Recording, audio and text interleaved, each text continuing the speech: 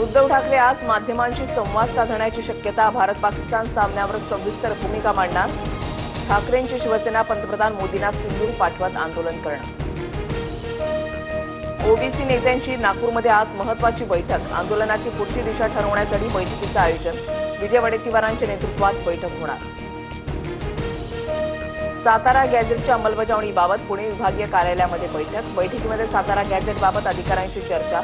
शिवेंद्रराजेंची माहिती. 45 दिवसांमध्ये कुणबी प्रमाणपत्र देण्याच्या हालचाली सुरू. जिल्हाधिकारी आणि तहसीलदार कार्यालयामध्ये अधिकाऱ्यांसाठी 2 दिवसांचं ट्रेनिंग. मराठवाड्यामध्ये कलेक्टर ग्राउंडवर.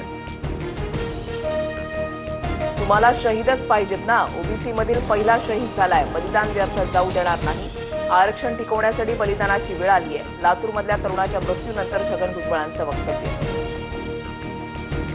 भरत कराड यांची आत्महत्या अत्यंत दुःखद. ओबीसी आरक्षणाला धक्का लागणार नाही. संवेदनशील काळामध्ये कोणीही टोकाची भूमिका घेऊ नये. अजित पवारांचं आवाहन. आत्महत्या करू नका. संघर्षासमोर झुकू नका. संघर्षाला सामोरं जा. पंकजा मुंडेंचं सर्व समाजातील नागरिकांना आवाहन. राजकीय आणि सामाजिक आंदोलनातील खटले मागे घेतले जाणार. सरकारचा नवा GR. मोर्चा, घेराव, निदर्शनांच्या वेळेला दाखल गुन्ह्यांसंदर्भात निर्णय. महाराष्ट्र पोलीस दलामध्ये 15,000 शिपायांची भरती करण्यात येणार. भरतीमध्ये 2022 पासून 2025 पर्यंत संबंधित पदाची वयोमर्यादा ओलांडलेल्यांना आणखीन एक संधी मिळणार. एल्फिस्टन पुलाच्या पाडकामाला सुरुवात. नागरिकांना दादर टीटी पुलाचा वापर करण्याचं आवाहन. 7 ते 8 दिवसांमध्ये बैठक घेऊन पुनर्वसनाबाबत मार्ग काढण्याचं मुख्यमंत्र्यांचं आश्वासन. पाडकामासाठी पोलिसांचा कडेकोट बंदोबस्त. अमेरिकेच्या स्टेट ऑफ आयोवा सोबत महाराष्ट्राचा करार. अमेरिकेचा आयोवा राज्य कृषी तंत्रज्ञानामध्ये मोठ्या प्रमाणात प्रगत. करार झाल्यानं मोठा फायदा होणार. फडणवीसांची माहिती. पुण्याच्या मंचरमध्ये दर्ग्या शेजारी रस्त्याचं खोदकाम करताना भुयार सापडलं. पुरातत्व विभाग भुयाराची पाहणी करणार. दर्ग्या शेजारी पोलीस बंदोबस्त तैनात. कर्नाटकातील हसनमध्ये गणेश विसर्जन मिरवणुकीमध्ये भीषण अपघात. भरधाव ट्रक विसर्जन मिरवणुकीमधील गर्दीमध्ये शिरल्यानं 9 जणांचा जागीच मृत्यू. थरारक घटनेचा व्हिडिओ व्हायरल.